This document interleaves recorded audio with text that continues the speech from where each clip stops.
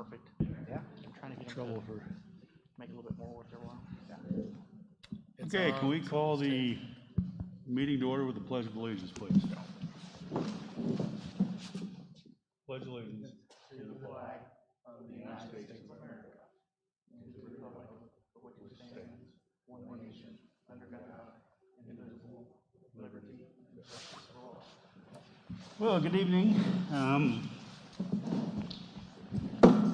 thanks for coming to the special meeting of the Greencastle School Board on March 8th, 2021. The only agenda item we have tonight is a public hearing on a proposed project. I don't see anyone that will make comments, but if you're interested in speaking at the hearing, please make sure you have signed in out front, and after a presentation from the administration and advisors, we will give people the opportunity to speak. This notice of this preliminary determination hearing was published as legally required on February 24, 2021 in the Banner graphic. At this time, I will ask Kristen McClellan, Bond Counsel, to explain the purpose of this hearing. Good evening. Pursuant to Indiana statutes, the school must hold 2 public hearings and adopt a preliminary determination in order to issue bonds greater than a certain threshold. These public hearings and the adoptions of any resolution are the very beginning of the legal process. The hearing and the resolutions you'll see next week truly just set the maximum amount of the project. Okay, thank you very much. Now we will hear from Mr. Jeff Gibney about the process of determining and communicating the projects to the community and the need for the projects. Mr. Gibney. Yeah, so as you recall, back in the fall, we contracted with KRM Architect Group to conduct a facility assessment and help us build a master plan for Greencastle School District facilities. We realize and recognize that we have some buildings and facilities to where there are items at the end of life, to where there are spaces that are not conducive for the new type of teaching and learning that is taking place. And then certainly there are some access, safety, and security type issues as well. So it's been a very extensive process. They've conducted focus group meetings at each of our buildings. We held a community meeting this fall for some input and feedback. And then they've been meeting with the core planning team, which is a smaller team of school district employees, Mr. Cox as a board member, and then certainly all of the other professional advisors as well. And so there's been a lot of time and preparation in looking into this, and with some capacity that we have within our debt service fund. With some space coming off, we have some items that we need to address to remain current, make sure things that are safe and secure, and make sure we have a safe, appropriate learning environment for our students. So it's a very, very exciting time. And without further ado, I will actually let KRM, Mike Montgomery, share a little bit more about these projects. Good evening, everyone, and I'll just say next slide when we're ready for the next one. Next one.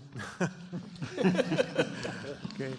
As Mr. Gibney stated, there was a master facilities plan completed that ran starting early September through January, and included educators and the other individuals that Mr. Gibney mentioned.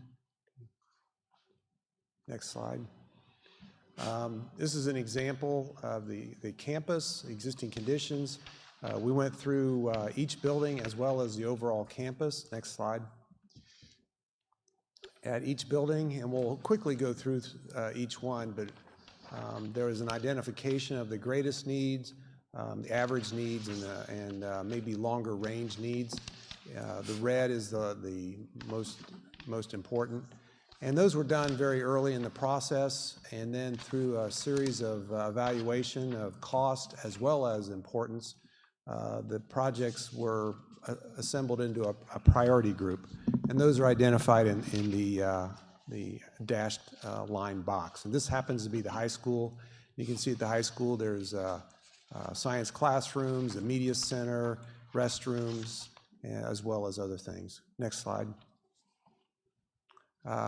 Just some examples of things at the high school. Right in the center are door locks.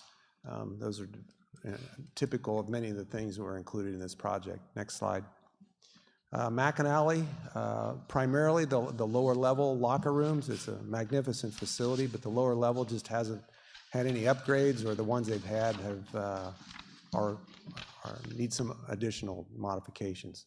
Next slide. Some of the existing conditions at McAnally, and the center two areas are really the highlighted, the locker room areas where the funds will be geared. Next slide. Middle school.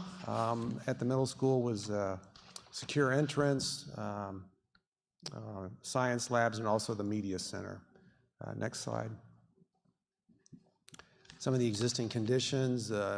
One of the things that's included is some of the repairs of the envelope of the original building. Next slide. Deer Meadow, which is one of the newer buildings, or is the newest building, is in pretty good shape. Really, the only item there is the security entrance, which is highlighted in red there. Next slide. Some examples of Deer Meadow. Again, it's in pretty good shape because it's new and well done at the time it was constructed. Next slide. Ridepath Elementary also was remodeled and has a new addition that was fairly recent, so it's in actually pretty good condition also. It does need a secure entry, and there are some components of the exterior of the building. Next slide. Some components of the exterior of the building, such as some of the stucco-like ephes that need some attention to detail. So those types of things are included. Next slide. And then finally, TZ, or Tizonicus Elementary, proposed for a new secure entry. And one of the things that doesn't show up particularly well is several water issues or drainage issues at TZ that are intended to be upgraded to improve the overall site and the condition of the building. Next slide. You can see, some of the just the general appearance of TZ, and this lower image is some soffit, part of the repair of the soffit all the way around the perimeter of the building. It's pretty severely degraded. Next slide. So the summary of costs, they run down with the high school receiving most of the costs, and as you walk down through, it's $7,138,000 for the high school, and $5,457,000 at the Innovation Center and classroom renovations. And I won't read each one, but overall you get a feeling of the overall conglomerate of the costs that go to each area, with a total construction cost of $26,877,713. And that is dedicated towards construction. And then the soft costs, as they walk down through, architectural and engineering fees of $2,015,328. And you can see boring, surveys, and others in the soft cost, $161,000. Owner's representative fees of $445,000, which brings the total soft cost to $2,622,295. And then the third component in the budget, as presented, includes bond issuance costs and capitalized interest allowance that total $2.5 million. So that brings the total to $32 million. Next slide. So just in general, a summary of where these dollars are proposed to go. The high school by far receives the lion's share of the budget. You can also see upgrades to the baseball and softball relocation, which would move to the transportation site. The primary schools, which are, other than TZ, which are in pretty good shape, but TZ does receive the lion's share of those costs. Middle school, $4 million, and then the McAnally upgrades is a little over $3 million. So the totals, again, by facilities is $32 million. So that's it. I think it's Mike Thurber. Okay, thank you very much. If you have any questions, I'd be happy to answer them after Mike's completed here. Okay, thanks. So now we will hear from Mike Thurber, our financial advisor from Thurber and Brock, about how the project or the proposed project will be financed, as well as information about the effect on the typical property taxpayer. Mr. Thurber. Good evening. Thank you. I would like to share some information tonight about, first of all, what the school corporation's current debt service picture looks like, and then how these projects will be funded and what our plan for financing is. Right now, from the corporation's debt service fund, there are 5 series of bonds being paid. And over the next 6 years, all of those bonds will have matured, meaning they all will have been paid at the end of this year, and then again in 2024, and then again in 2027. Those bond issues, your currently outstanding issues, will be paid. So it's a good time now to be planning these proposed projects, because essentially the overall plan is to replace the debt that's going away with the new debt that will be these $32 million for the proposed projects. So a few of the, well, please excuse me. If you would like to see, well, I guess we don't need to see financial slides, but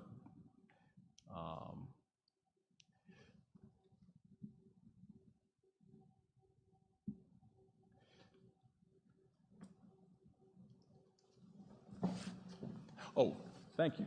Great. Are we good? Yep. Thanks. So what's on screen is basically a recap of what was just stated. It's a good time to be financing new projects because the current plan is to replace old debt with new debt. And then next slide, please. A few of the characteristics of this proposed financing. The projects will be funded by one or more series of bonds with, as Mr. Montgomery just stated, a not to exceed total project cost of $32 million. And approximately $29,450,000 of that amount will go toward the hard and soft construction costs. We have allowed $2,250,000 for capitalized interest on the bond issue, and we have budgeted $300,000 for the issuance costs that are associated with the bond issue, and those costs are comprised of the underwriting fee, the financial advisor fee, all legal fees, the credit rating fee from Standard & Poor's, the trustee bank fee, and miscellaneous fees that could include recording and items associated with the closing on the bond issue.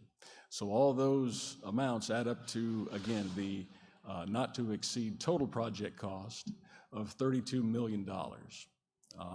Of note is that we have set the maximum annual lease rental payment on the bonds at $2,940,000. So the payment, the annual payment on that $32 million would not exceed $2,940,000 a year. And the estimate on the debt service tax rate will be 61 cents. However, again, as your existing debt falls away, as it is being paid from now until 27, and then after 27, The increase to the debt service tax rate from these projects will be zero. There should be no increase to the tax rate as a result of these projects. If you were to sell bonds today, you would sell the full 32 million at an interest rate roughly a little under 3%. And that would take you 16 or 17 years to fully repay that debt, again, if bonds were sold today. So we've built a little bit into our estimates to account for any potential rise in interest rates that could happen between now and the time you go to sell bonds. Hopefully bond rates will hold where they are now. Hopefully they'll decrease a little bit, but at least we'd like them to stay the same. And again, it would take 16 and a half, 17 years to repay that debt if it were issued today. So those are just a few of the financial characteristics. I'm happy to answer any questions or address any other issues that the board would like. So just to make sure I understand, the tax rate's not going to go up for the community due to these projects. And in your opinion, is the interest rate good right now for us to be borrowing or doing a bond, I guess? Affirmative to both those, Mr. Cox. Bond rates are really good. They are at historic lows. We've been expecting a rise in interest rates for a long time now. And a material rise in rates or a big jump or a big increase in rates just has not happened. There's a lot of speculation about when that will happen. It's on the horizon. No one really knows when that will take place, though.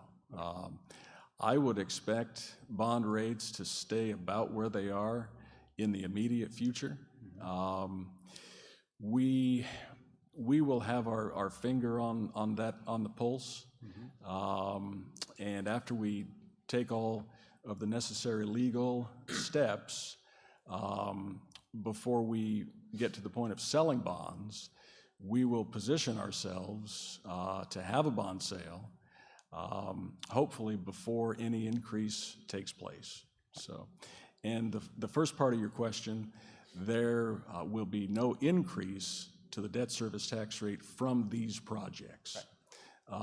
The effect of these projects alone will be 61 cents. However, when that takes place or when you feel that effect, you will have no other debt. So we are truly replacing the debt that will have gone away with debt from these new projects. And yes, there should be no increase to that tax rate. Thank you. So. And excuse me, just to clarify again, what kind of time frame are we looking at before we're ready to sell? A few more months. Okay. We will have the second preliminary determination hearing next week. Right. We will have the 30-day period after that. We will have a lease hearing after that 30-day period ends.